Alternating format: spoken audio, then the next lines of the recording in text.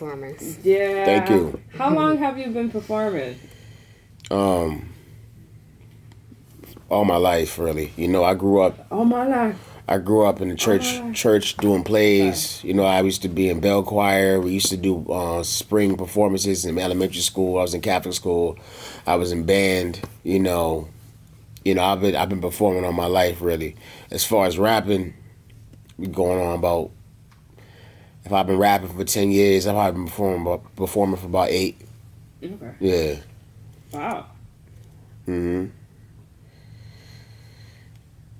What got you started in that? And the rapping? Yeah. My boy was really nice at it. He was just so nice. And I was just like, yo, I gotta be better than this. Like, who is this? He was nice. He's really one of the nicest. He don't rap no more. But he was really one of the nicest. It was just competing with him. And then I started seeing, Joey Badass come up and ASAP Rockies and, people I seen as my peers. And I was like, yo, I could do this too. And then we met up with Polo Perks. And Polo Perks put me onto a lot of things. Wow, and he showed me how to he just showed me how tangible it was. He brought one of the activists that was being funny out to Stratford and all that. And I'm just seeing all these things happen around me and him having stories about seeing Lil Yachty before he blew up at a rooftop party, and it's just all these things going on. It's just like it was always so tangible. So I just always seen it, always saw it, always went after it since then for sure. Okay. Mm. Wow, that's cool. I love rap for that. Like rap always just rap and hip hop. Yeah. There is a difference, but it is in the same path, same lane.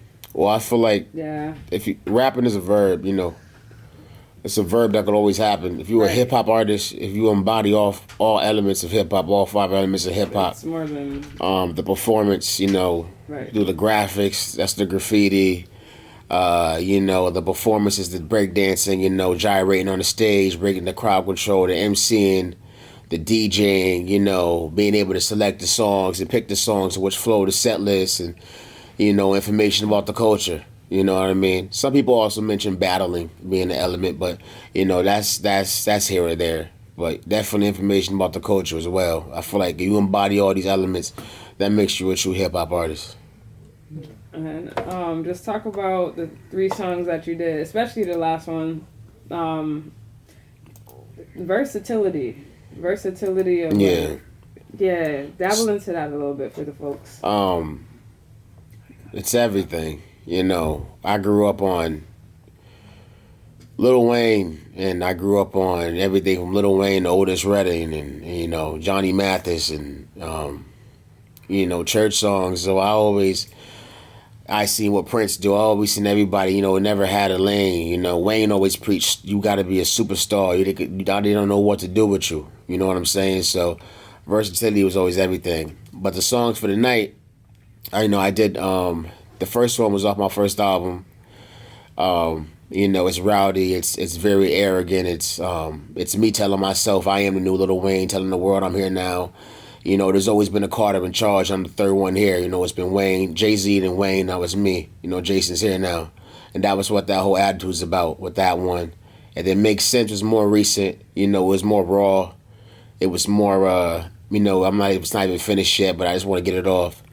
Then the last song, Damage, like I said, I've been performing it for about 7 years now, and I just now released it on all platforms.